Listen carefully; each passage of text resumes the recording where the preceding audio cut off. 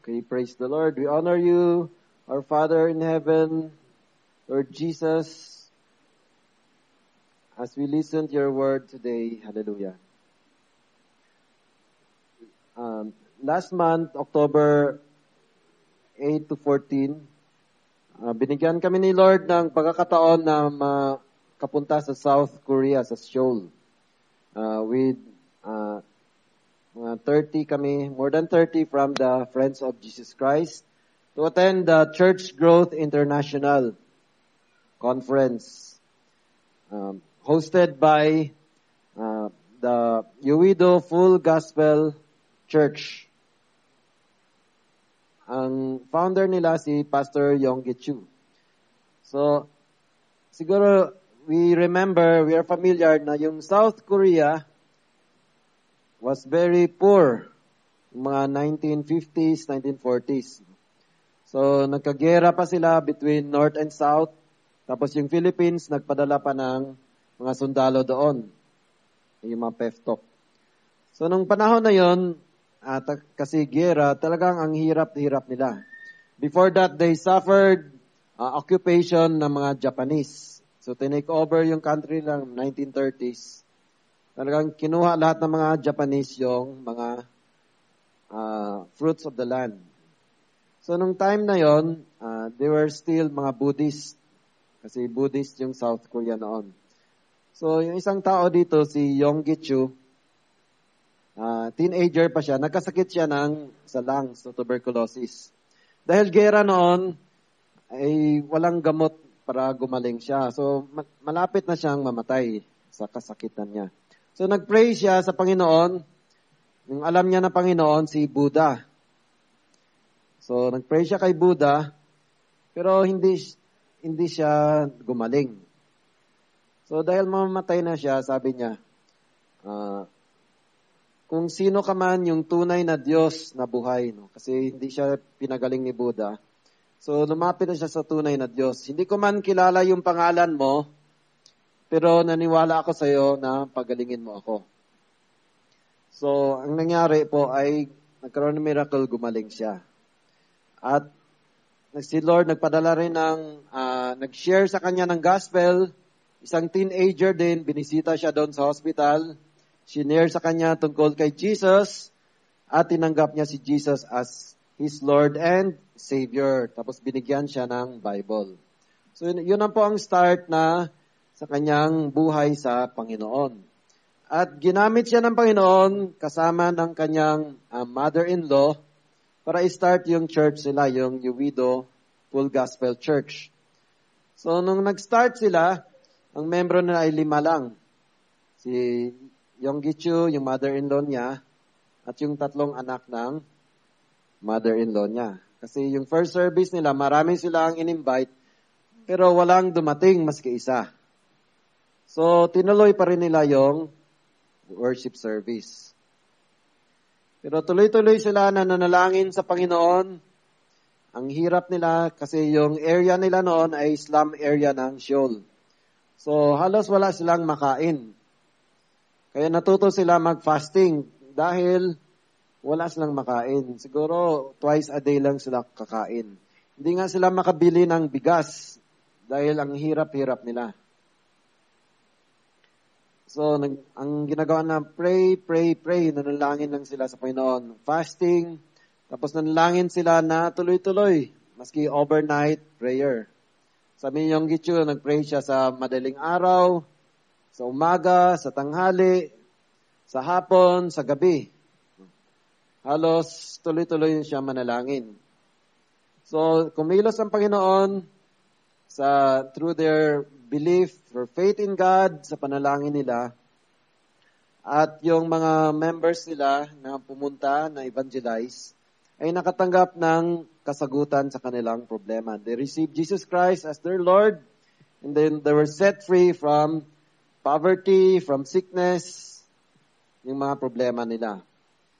So, after that, nag-grow na yung church. Hanggang ngayon, they are now more than 800,000 yung membro nila. And then, doon sa church nila, nakita namin, yung main hall nila seats about mga 12,000 people. No, tayo dito, mga 400 lang. No? Sila is mga 12,000. Parang Cuneta Astrodome. Yung main hall nila yon. Then, kasi 800,000 is lang magkasya doon. So, mayroon pa silang ibang mga maliliit na worship areas. So, sa area na yon siguro mga 30,000 ang kaya i-accommodate. And then, they have services every Sunday, 7 times. Each Sunday. And then, during the week, may 5 services pa sila. So, yung Rev 5 nila is mga 100, no? Isang service. 100 katao. And then, meron pang orchestra. So, yung choir nila, yung Rev 5, 12 sets din yon na Rev 5. So, bawat tao, isang beses lang siya kakanta. Dahil marami daw gustong kumanta para sa Panginoon, no? So, isang slot lang yung isang tao. And then, dahil hindi pa rin sila magkasya doon, yung iba, may ini-stream na lang nila yung service nila doon sa mga home churches. So, katulad, sila yung nag-umpisa ng cell group. So, mga 800,000 sila, and they have mga more than 10,000 leaders. So, itong mga 10,000 leaders, may mga cell group. Sa atin, ang tawag doon is praise teams. So, ibig sabihin, 10,000, mga 8 per leader, no? Mga 800,000 plus. Then, nakita din natin yung South Korea na ngayon ay pinalago ng Panginoon. They have prospered, no? Pero mahirap na mahirap sila ngayon. They are a developed country. No, meron na silang Hyundai, Kia, diba? Cellphone natin, Samsung, LG, diba? So, they are now a developed country. Sabi nga ni Yong Gitcho noon, nung naghirap pa sila, nung bumisita siya sa Philippines, ang panalangin niya, Lord, sana yung South Korea makatulad ng Pilipinas na mayaman, diba? Pero ngayon, baliktad na. Pinipray natin na yung Pilipinas ay maging katulad ng South Korea na pinayaman ni Lord. And then, meron silang prayer mountain. No? So, pumunta rin kami doon sa prayer mountain nila. So, every day, an average of mga 3,000 people pumupunta doon and pray. So, 3,000. Imagine nyo gaano karami doon. So, yung iba doon, nag-prayer and fasting for 3 days, 1 week, 40 days. So, ganon katindi yung panalangin nila. So si Pastor Lucy, yung sinabi niya sa akin, pinipray niya na matanggap natin yung anointing to pray. No? Nang katulad ng ginawa ni Lord sa South Korea. Mabasa natin sa 2 Chronicles 7:14-13. 2 Chronicles chapter 7, 13-14.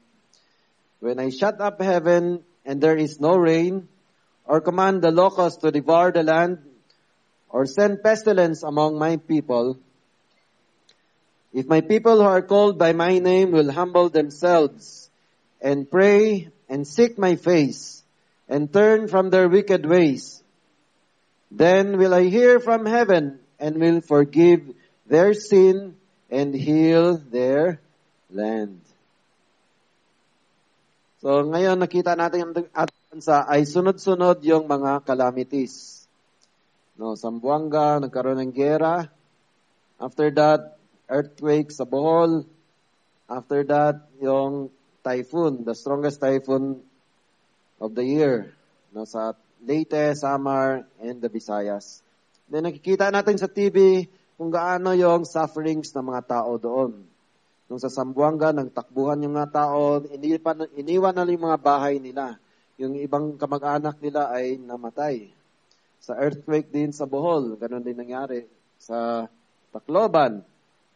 So we are blessed na hindi tayo yung affected. No? Nanonood lang tayo sa mga na-affected. Pero just imagine kung yung bagyo halimbawa ay dumaan dito sa Metro Manila. No, ang Tacloban is mga 200,000 lang yung population. Metro Manila is mga 20 million. So siguro 10 times yung calamity, yung disaster na mangyari. Nung imagine mo na wala ng kuryente, nasira yung mga bahay, yung mga malls ay nagkaroon ng nakawan, no? Niloot ng mga tao. Yung SM, pinasok ng mga tao, kinuha doon yung mga groceries, no? Tapos wala nang peace and order. Di ba? Kasi madilim na, pati yung mga police affected. So, ma-imagine natin yung situation na yon. So, kaya ang sinabi ni Lord dito, if my people, so ang sinasabihan ni Lord dito, if my people who are called by my name, sino yon? Tayo yon. No? We are Christians. We are called by the name of Jesus. Tayo yung sinasabihan ni Lord to, anong gagawin natin? To humble ourselves and pray and seek my face and turn from their wicked ways. So, kasi iniisip natin, siguro may kasalanan nito, bakit naghirap yung Pilipinas, yung gobyerno. Kasalanan ng gobyerno, kasi corrupt sila. No? Pero ang sinasabi ni Lord dito, sino ang kailangan mag-humble, pray, seek my face, turn from their wicked ways? Tayo, mga Christians. Kasi yung mga unbelievers, talagang unbelievers sila, natural lang sa kanila ay magkasala. Pero tayong Christians, supposed to be binago na tayo ni Lord. Hindi na ganon yung buhay natin. Tayo yung gagamitin ni Lord. So, narinig ko pa nga kay Pastor Rocky noon, ang dahilan bakit nagkaganito yung Pilipinas, hindi dahil sa unbelievers, dahil sa Christians. So, we must humble ourselves. Tanggapin natin yung kasalanan, huwag natin sisihin yung ibang tao, huwag na natin sisihin ang Diyos, huwag na natin i-justify yung sarili natin na tama naman yung ginagawa ko, sila yung may kasalanan. Kasi pag ganon, katulad ng isang may sakit, kung hindi niya aminin siya ay may sakit, hindi siya pupunta sa doktor para humingi ng tulong. So, hindi siya gagaling. So, kung tayo ay may kasalanan at hindi natin aminin, paano tayo mapatawad sa kasalanan natin? So, natural sa atin, minsan, madali lang natin makita yung kasalanan ng ibang tao. Pero yung sarili natin, hindi natin makita. So, kailangan tayo mismo, isa't isa, tayo yung mag-humble. Kasi yung, halimbawa, na-experience ko ito, no? Isang Christian yun siya, leader pa, no? Ngayon, naging malapit siya masyado. May asawa yung Christian na yun, naging malapit siya sa isang may asawa rin, no? So, yung Christian na yun, lalaki, yung naging malapit siya masyado sa isang may asawa din. So, hindi na maganda yung relationship nila. No? Pati yung mga families na affected na. So, sinabihan itong Christian na to na ito yung mali yung ginagawa mo kasalanan. So, nangyari pa, yung sinabihan, binalikan yung nagsabi sa chismoso ka, bakit ka nakikialam? Diba? So, parang ganun normal yung reaction na yun ng may kasalanan. Parang may blindness sila. Hindi nila nakikita yung kasalanan nila. So, baka tayo ganun din. No? Hindi natin alam na mali na pala yung ginagawa ng kasalanan. No? Tapos nagkaroon ng blindness. Hindi natin nakikita yung kasalanan natin. So, makinig na tayo sa Panginoon. At yung punishment na ito, ang mabasa natin, sino ang nagpadala ng punishment nito? It is God, di ba? Sabi dito sa verse 13. Si God ang nagpadala ng punishment. Bakit? Kasi sasabi sa 1 Corinthians chapter 11, verse 31 to 32. For if we judge ourselves, we would not be judged. But when we are judged, we are chastened by the Lord that we may not be condemned with the world. And then sa Hebrews chapter 12, verse 5 to 11, and you have forgotten the exhortation which speaks to you as to sons. My son, do not despise the chastening of the Lord, nor be discouraged when you are rebuked by him. For whom the Lord loves, he chastens, and scourges every son whom he receives. If you endure chastening, God deals with you as with sons. For what son is there whom a father does not chasten? Of which all have become partakers. Then you are illegitimate and not sons. Furthermore, we have had human fathers who corrected us, and we paid them respect. Shall we not much more readily be in subjection to the Father of spirits and live? For they indeed for a few days chastened us as seemed best to them, but he to our profit, that we may be partakers of his holiness. Now, no chastening seems to be joyful for the present, but painful. Nevertheless, afterward, it yields the peaceable fruit of righteousness to those who have been trained by it. So may purpose yung sufferings na yon, yung chastening kay Lord, para sa kabutihan natin ito. So katulad ng, halimbawa, yung may anak tayo, so nung baby pa yung mga anak ko, dinadala namin sila sa doktor para bakunahan. So talagang hinahawakan ko yung anak ko kasi masakit yung injection. No? So ayaw ko siya masaktan pero kailangan. Kailangan na dumaan siya sa ganon. No? For her good. So si Lord ayaw niya tayong paluin. Pero for our good, kailangan tayo i-chasten. Paluin tayo. So during these times, mga suffering, tribulation, ang attitude natin kay God, wag tayong maging resentful o magtampo sa Panginoon. Wag natin tigasan ang ating puso. We must thank the Lord, no, na chinasen niya tayo para sa kabutihan. And then wag tayong magkaroon ng lack of faith. No, katulad ng mga halimbawa, yung mga mabasa natin sa Revelation. So, kung nabasa niyo yung Revelation, grabe pang mangyayari doon, no? Magkaroon na ng tatakan, yung 666. At yung walang tatak ay mamamatay na, patayin. Maging martyr na sila. So, siguro naisip mo yung mga martyr na yon. Kung ikaw yon, baka iniisip mo, bakit binabayaan ako ng Diyos? No? Wala na akong makain. At papatayin na ako. Bakit hindi ako isave ng Panginoon? No? Katulad ni Jesus, bakit binabayaan ni Lord na mamatay si Jesus? Si Peter, ayaw niya mamatay si Jesus, di ba? Pero kailangan mamatay si Jesus. So, itong mga martyr din sa Revelation, no, namatay din sila. Siguro yung mga kamag-anak nila, sabi, bakit Christian siya? Bakit hinayaan ni Lord na mamatay siya? Di ba? Pero tama pa rin yung si Lord. Hindi siya nagkakamali. Mabasa natin sa Revelation chapter 15, verse 2 and 3. They sing the song of Moses. Ito yung mga victorious. The servant of God and the song of the Lamb saying, Great and marvelous are your works, Lord God Almighty. Just and true are your ways, O King of the saints. So maski ano yung dinaanan nila, maski pinatay sila, ay praise pa rin nila ang Panginoon. Sabi na, Lord, just and true are your ways. Tama yung decision mo. Hindi ka nagkamali. And just, no, hindi ka ma-question. So, after humbling ourselves, ang sabi ni Lord is, we pray and seek God's face. So, alam natin manalangin.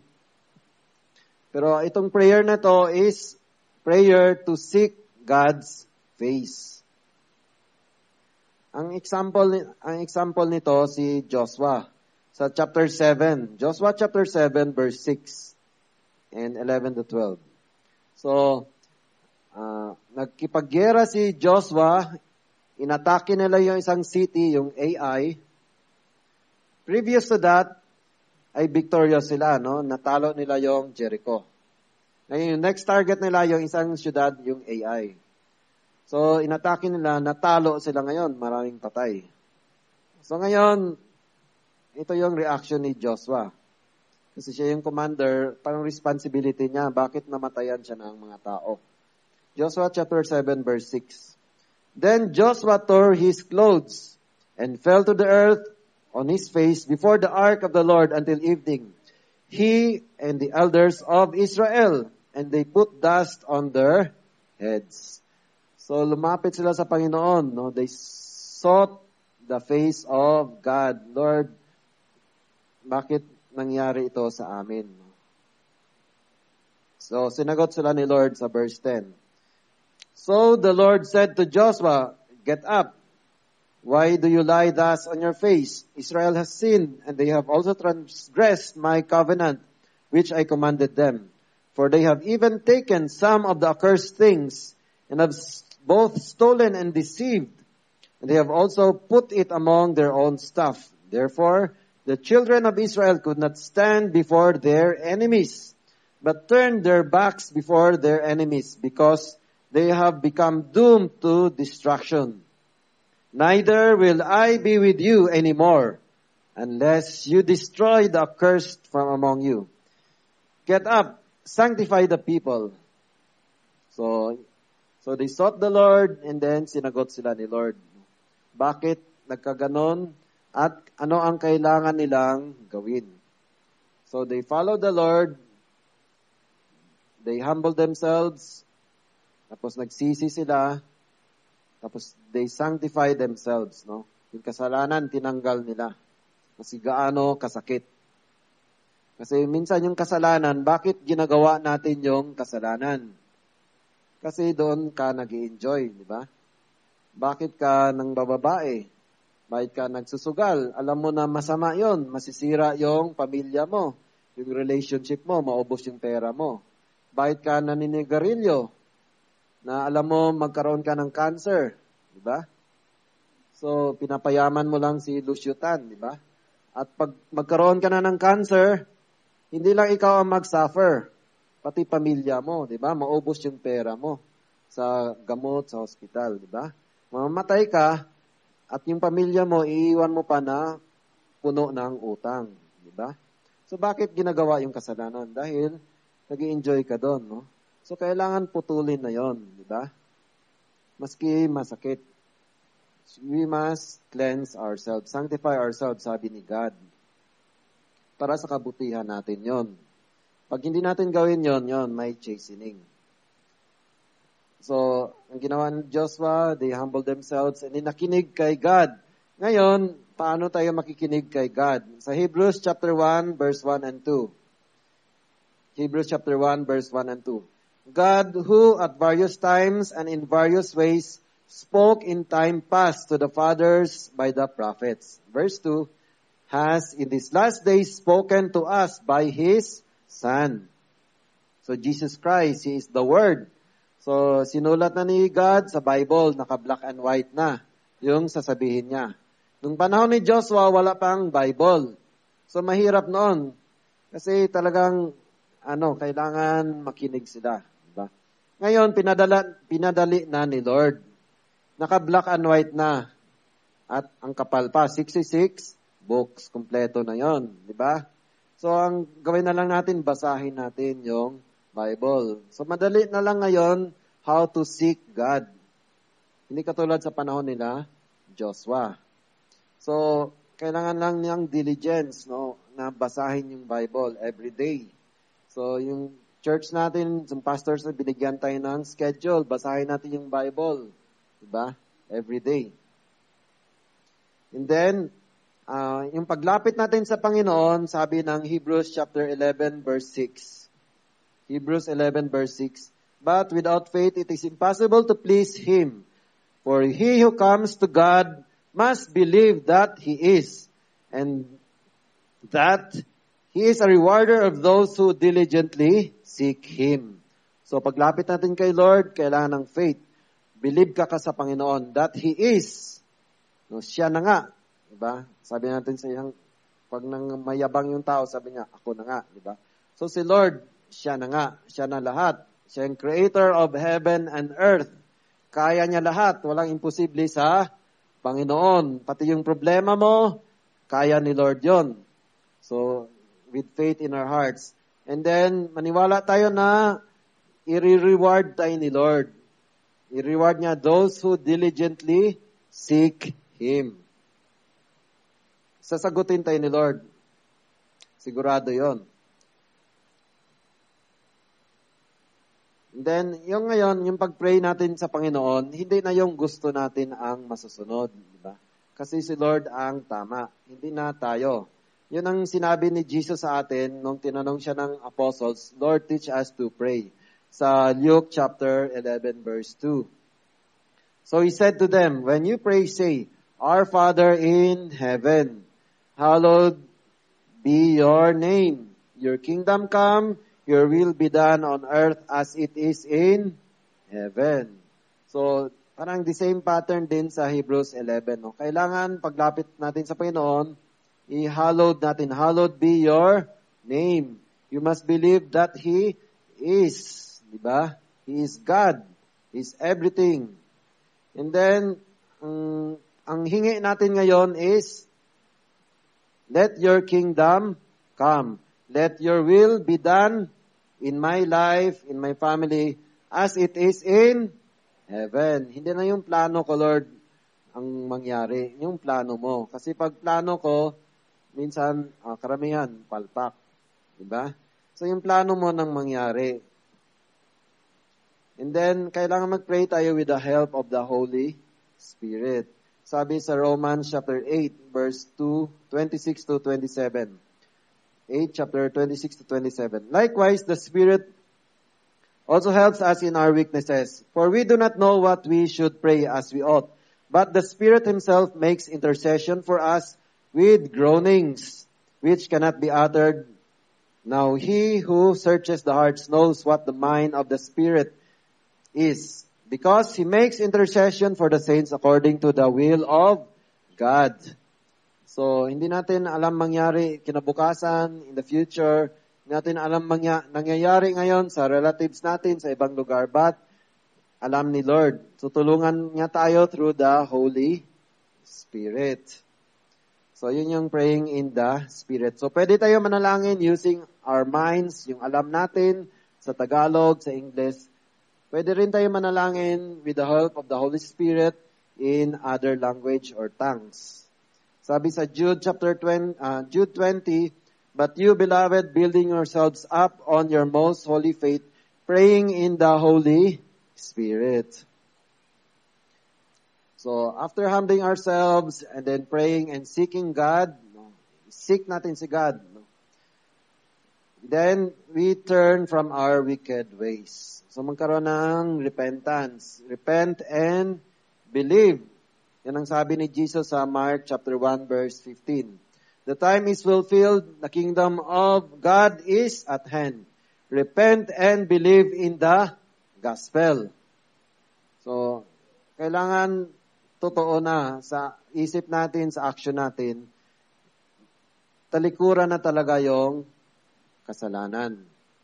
No? Hindi lang hanggang salita, hindi lang hanggang isip. Yun ang tunay na repentance. Halimbawa, katulad ni late Pastor Red. So before siya na born again, talagang ang lakas niya manigarilyo. Ang tawag niya, nag-skag sila, malakas mag-skag. So halos ilang packs per day. Yung anak pa niya, utusan niya, maski gabi na, gabing-gabi, na bumili ng sigarilyo, mga ngatok pa sa tindahan. Pero nung na-born again na si Pastor Red, nirepent niya ito. At tinulungan siya ni Lord. So, nagmilagro si Lord, natanggal yung bisyo ng panigarilyo. Hindi niya na namalaya na ayaw na niyang marigarilyo. Hindi na siya nag-i-enjoy. So, si Lord, hindi siya KJ. Gusto ni Lord, sumaya tayo, pero sa tamang paraan. Yung hindi tayo masisira o yung pamilya natin. He will set us free from all bondages. Ano yung example din ng mga transformation, yung binago ni Lord yung isang tao. Mabasa natin sa Genesis chapter 32, verse 24 to 25. Genesis 32, 24 to 25. Si Jacob naman ito. So si Jacob, sa pangalan pa lang niya, ay hindi siya mabuting tao. Ibig sabihin ng Jacob is supplanter. Mga agaw. No? Inagaw niya yung birthright ng kanyang elder brother, di ba? Niloko niya yung tatay niya. So, supplanter siya. So, ngayon, wais siya, tuso. So, verse 24, ito nangyari kay Jacob. Then Jacob was left alone, and a man wrestled with him until the breaking of day. Now, when he saw that he did not prevail against him, he touched the socket of his hip. And the socket of Jacob's hip was out of joint as he wrestled with him. And he said, "Let me go, for the day breaks." But he said, "I will not let you go unless you bless me." So he said to him, "What is your name?" He said, "Jacob." And he said, "Your name shall no longer be Jacob, but Israel. For you have struggled with God and with man, and have prevailed." Then Jacob asked, saying, "Tell me your name, I pray." And he said, "Why is it that you ask about my name?" And he blessed him there. So Jacob called the name of the place Peniel, for I have seen God face to face, and my life is preserved. Just as he crossed over Peniel, the sun rose on him, and he limped on his hip. So, ang kailangan pa gawin kay Jacob is kailangan pilayan siya ng Panginoon. So, yun ang ginawa ni Lord sa kanya. No? Kasi masyado siyang wais. No? Madiskarte si Jacob. No? Marami siyang ginagawa para lumamang. Believe siya sa sarili niya. So, ngayon, pinilayan siya ni Lord. Kailangan magtungkod na siya, di ba? Nawala na yung pagkabilib niya sa sarili. Kay God na siya nananalig. Kailangan karoon ng breakage.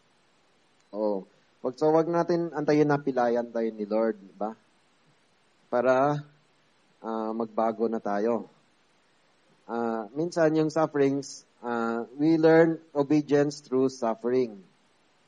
So, yun ang sabi sa Hebrews chapter 5, Verse 8, though he was a son, yet he learned obedience by the things which he suffered. And then, pag binago na tayo ni Lord, masunod natin yung gusto ni Lord. Katulad ni Jesus sa John chapter 5, verse 19.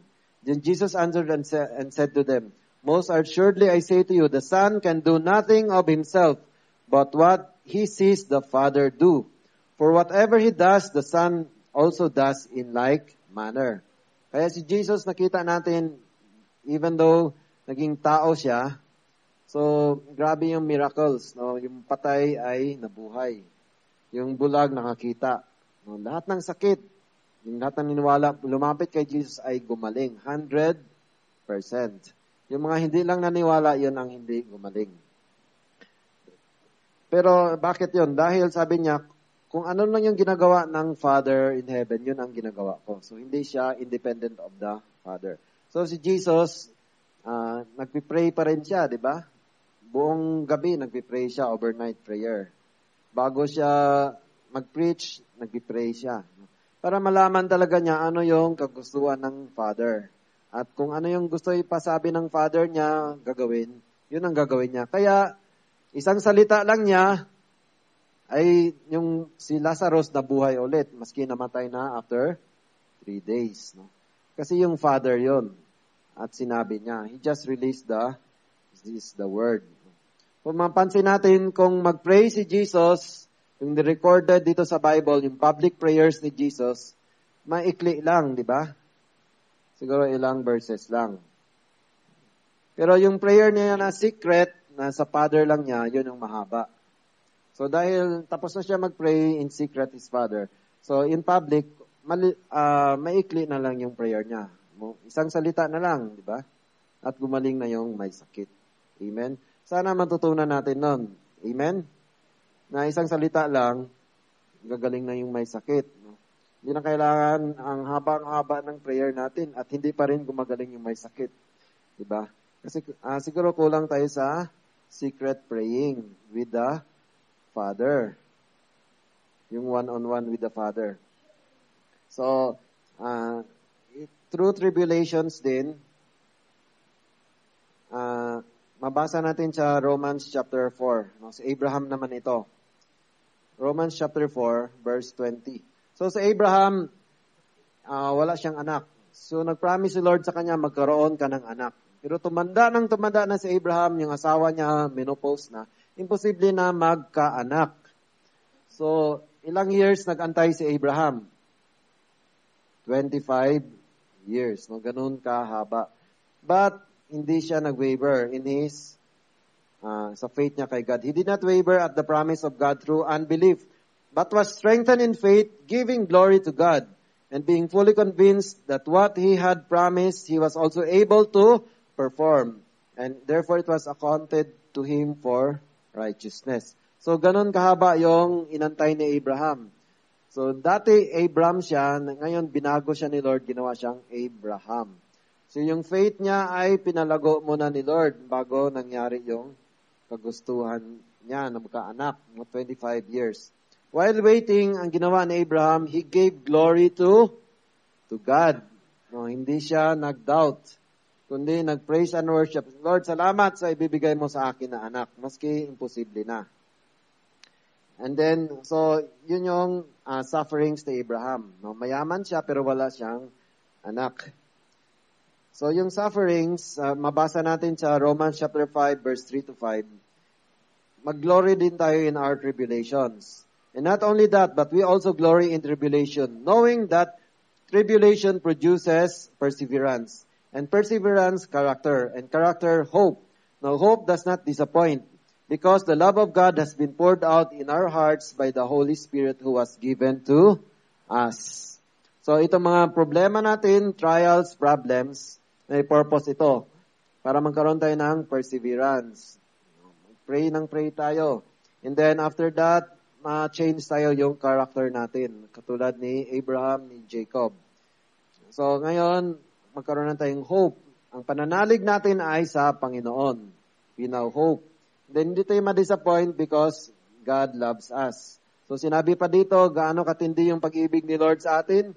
Maski tayo ay makasalanan pa, ay nag-sacrifice siya ng buhay natin. So maski anumang hingin natin kay Lord, ibibigay niya. Buhay nga niya, ibinigay na niya. Diba?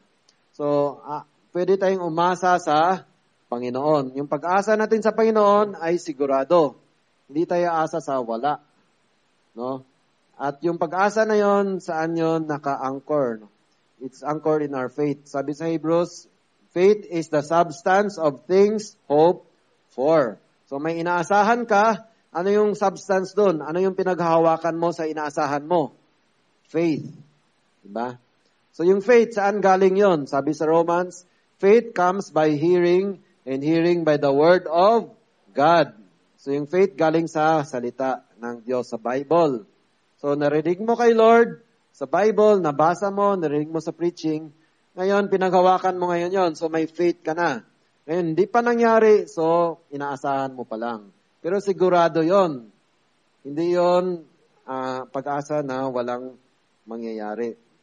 So, kailangan lang ng patience. So, sabi sa Hebrews, you obtain the promise with patience and faith. So, samahan mo ng patience. Katulad ni Abraham, 25 years siya nag-antay.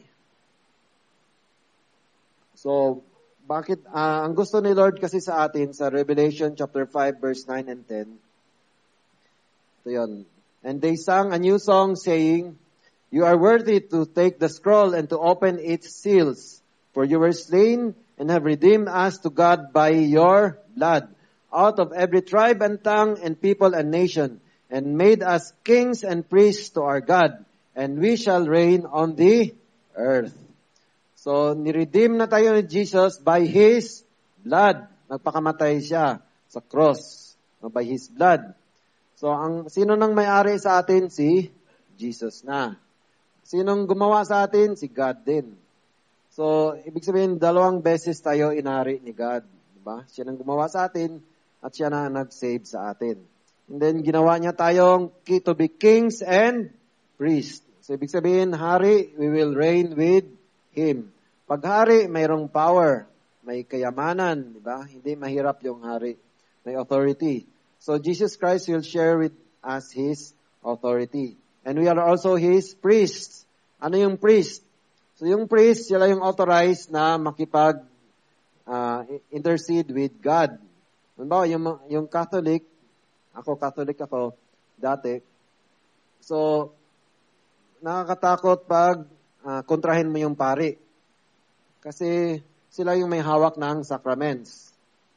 Pag doon sa sacrament of penance, pag hindi ka patawarin ng pari, yung kasalanan mo hindi mapatawad, di ba?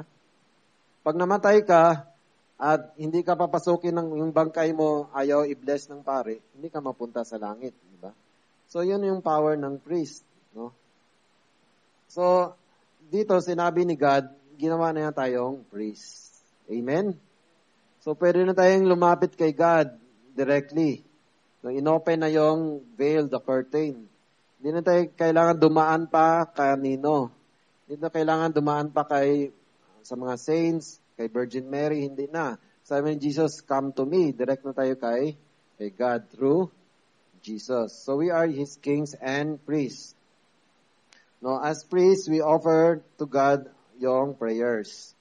Mabasa natin yan sa Revelation chapter 5, verse 8. Yung prayers natin ay incense sa throne ni God.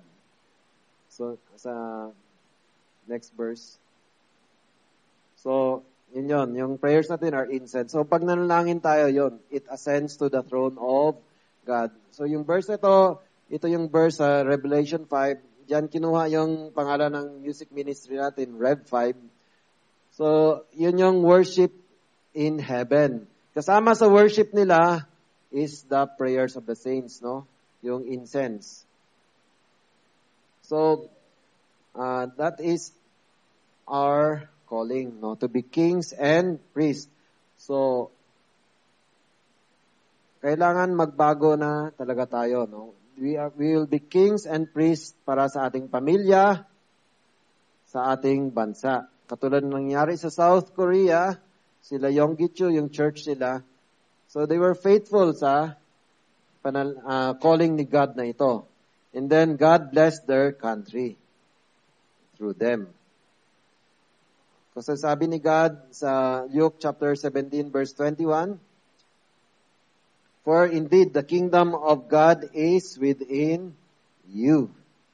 So yung kaharian ng Diyos ay nasa iyo na. Diba ang ganda nun?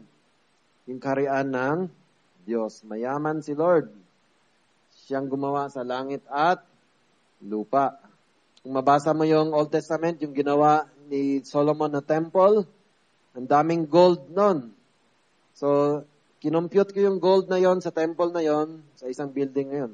Aabot ng mga 1 trillion pesos, no, sa isang building yon. So, kaya ni Lord ibigay yung gayon na kayamanan. Di ba? If we are faithful to God. And then, sa Revelation chapter 11, verse 15 to 18, then the seventh angel sounded, and there were loud voices in heaven saying, the kingdoms of this world have become the kingdoms of our Lord and of His Christ, and He shall reign forever and ever. The nations were angry, and your wrath has come.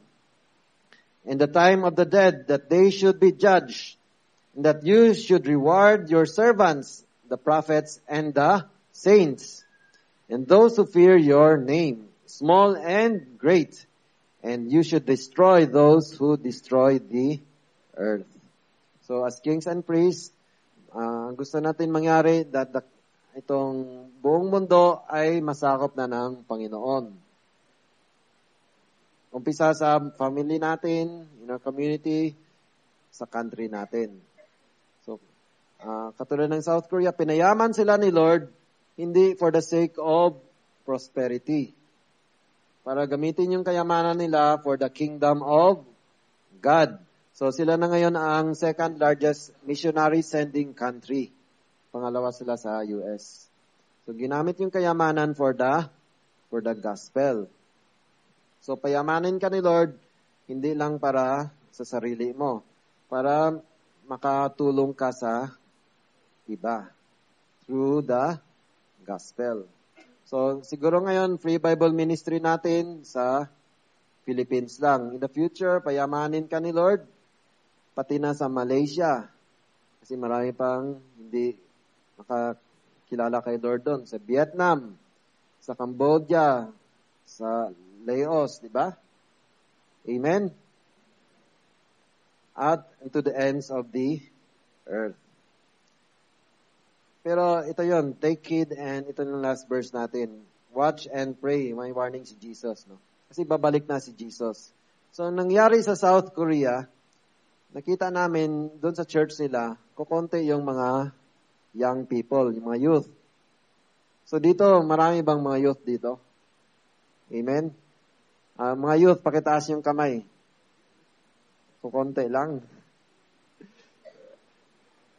So yun ang nangyari sa South Korea. Pinayaman sila ni Lord.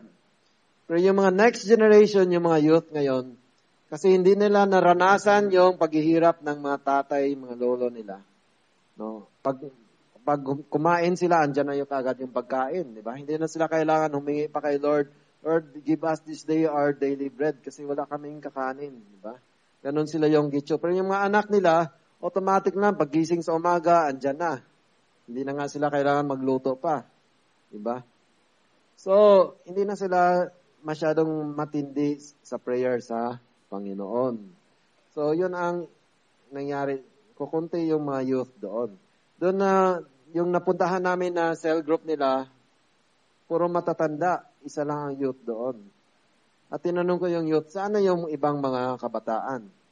Sabi na, busy daw sa trabaho. Hinayaan na lang nila yung mga nanay nila mag-evangelize, mag-pray. Diba? So, ito yung warning ni Lord sa atin, no? Sa Luke 21, verse 34 to 36. But take heed to yourself, lest your hearts be weighed down with carousing, drunkenness, and cares of this life, that they come on you unexpectedly. For it will come as a snare on all those who dwell on the face of the whole earth. Watch therefore and pray always that you may be counted worthy to escape all these things that will come to pass and to stand before the Son of Man. Amen. So sabi ni Lord, watch and pray always. Kasi andyan yung kamunduhan. Andyan yung cellphone. Andyan yung internet. Andyan yung TV. Andyan yung trabaho. Kasi karamihan, bakit di ka na-attend sa church? Dahil naghanap buhay. Pag hindi ako maghanap buhay, walang kakainin yung pamilya ko. Pero anong sabi ni Lord? Seek first the kingdom of God. So, hanap Diyos ang unahin natin. Hindi yung hanap buhay. Kasi sabi ni Jesus, if you save your life, you will lose it. But if you lose your life, for my sake and the gospel, you will save it. So ngayon, inaalagaan mo yung career mo, trabaho mo, bahay mo. Isang lindol lang, wala lahat yan, di ba? Isang bagyo lang, wala yan, di ba? So you will lose it, yun ang sinasabi ni Jesus. Di ba? So sabi niya, you lose your life, ibigay mo na sa akin yon. At ako na mag-alaga sa properties mo, sa family mo. And you will save it. Pag ikaw lang hindi mo kaya, hindi natin kaya na i-protect yung family natin, yung properties natin. Hindi natin kaya yung lindol, yung bagyo. Amen? So, let's pray now. Let's act on the word of God. Anong sabi ni Lord? We humble ourselves, pray and seek my face, and turn from our wicked ways. So, isa-isa tayo. Huwag na natin isipin itong verse na to para sa ibang tao. Sabi niya, itong verse na to, ang ganda nito. Talagang para ito sa tatay ko. No? Kasi kasalanan yung tatay ko talaga. Para sa kanya talaga itong verse na to. So, unahin natin yung sarili na natin. Amen? Para sa misis ko talaga to. Para sa mister ko talaga to. No? Kasi lasanggero siya. So, bakit hindi pa na born again yung mister mo? Kasi siguro kailangan magbago ka muna. Bago mabaguhin ni Lord yung mister mo. So, i-apply natin sa sarili natin itong verse na ito. Amen? So, kasi short lang time natin. Mamaya, after the service, sino yung may gusto, we will continue to pray and seek the Lord. No, dito lang sa kabilang room. No, after the service. Kasi yung iba naman may nakaschedule na may mga anak kayo, may mga kasama. So yung available, if you want, we'll continue sa kabilang room. We'll pray and seek the Lord. So let's pray ngayon. Let's put ourselves in the presence of God. We ask Jesus to baptize us with the Holy Spirit and with fire. Nasusunugin na lahat ng mga hindi sa Panginoon sa buhay natin, sa isip, sa puso natin, na will be sanctified by the fire of the Lord. We will be empowered by the Holy Spirit. So let's talk to God. Isa-isa tayo, directly to God. You can talk in your own dialect, Tagalog, English, Cebuano, or you can talk to God in the Holy Spirit, speaking in tongues. So mga hindi pa nag-speak in tongues, i-pray nyo kay God na ma-receive nyo rin ito. Kasi he who speaks to God does not speak to man but to God. And then, yung mga nag-speak in tongues na dito, pray to God din na you will be revived. Sabi sa Jude, praying in the Spirit, building up your holy faith. Sabi ni Paul, I speak in 1,000 tongues. No? So, pwede pala bibigyan ka ni Lord ng marami pang yung tongues mo. Hindi lang hanggang doon. No? Pwede pa i-promote ni Lord yung pag-pray natin. We just ask God. No? Pero ibibigay niya ito to those who are obedient to Him. He gives the Holy Spirit to those who obey. So let's now pray to God. Let's talk to God. Hallelujah. Let's humble ourselves, pray and seek the Lord, and turn from our wicked ways. Hallelujah. Hallelujah. Pray to you, O Lord. Hallelujah. Inaamin namin, Lord, ang aming kasalanan, O Lord God. Yung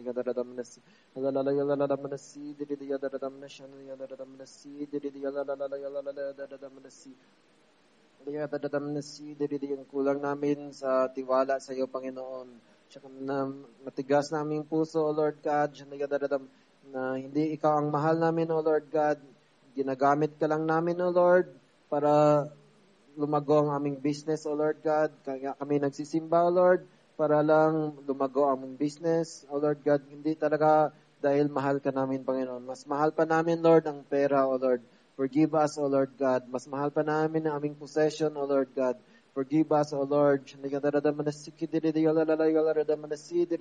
Mas mahal pa namin sarili namin, Lord. Gusto namin na mag-enjoy kami, O Lord God, maski ito ay kasalanan, O Lord God. We are not willing to give up our sin, O Lord God. Forgive us, O God.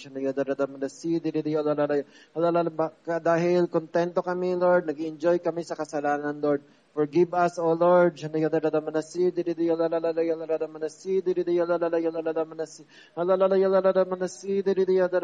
are just and righteous, O Lord God, sa mga punishment mo, Lord, na binigay mo sa amin, O Lord God, dahil kami ay makasalanan, O Lord. But you have promised, O Lord, that if we humble ourselves, O Lord God, if we pray and seek your face, O Lord God, hallelujah, and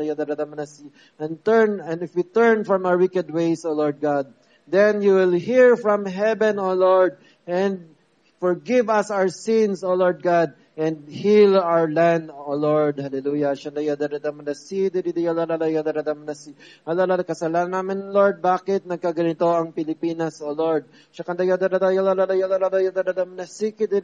Kasalanan ng church mo, O Lord. Bakit nagkaganito ang Philippines, O Lord? We humble ourselves, O Lord. We said, Lord, that judgment begins at the house of God. We judge ourselves, O Lord God, so that we will not be judged later on, Panginoon. Unahin namin yung sarili namin, O Lord God. Hindi na yung ibang tao, O Lord God. Hindi na yung leaders namin, Lord. Hindi na yung asawa namin, Lord. Kundi ako, Lord God, ako ang may kasalanan, Panginoon. At saying, thank you, Lord. You are faithful and just, O Lord God. If I confess to you my sins, O Lord, You are faithful and just to forgive me my sins, O Lord, and to cleanse me from all unrighteousness, O Lord God. Hallelujah. Lord, may pag-asa pa, O Lord God, na ako ay magbago, Lord. Hallelujah. Hallelujah. May pag-asa pa, Lord, na ako ay mapatawad, Lord. Maski gaano kalaki yung kasalanan ko, Lord. Maski gaano kagulo na yung buhay ko, Lord. Salamat, Lord. You have promised you will heal me, O Lord. You will heal my family, O Lord God. You will heal my finances, Panginoon. You will heal my relationships, Panginoon. Hallelujah. Walang imposible sa iyo, O Lord God. That I can serve you, O Lord God. That I can love you with all my heart, with all my mind, with all my soul, with all my strength, O Lord God. Hallelujah. Hallelujah. Praise you, Lord. That I can be your king, O Lord. I can be your priest, O Lord God, to reign with you forever. Even to eternity, O Lord God. Hallelujah. Hallelujah. Thank you, O Lord God. Thank you, Father. Hallelujah. Thank you, Father. In Jesus' name, amen. Praise the Lord.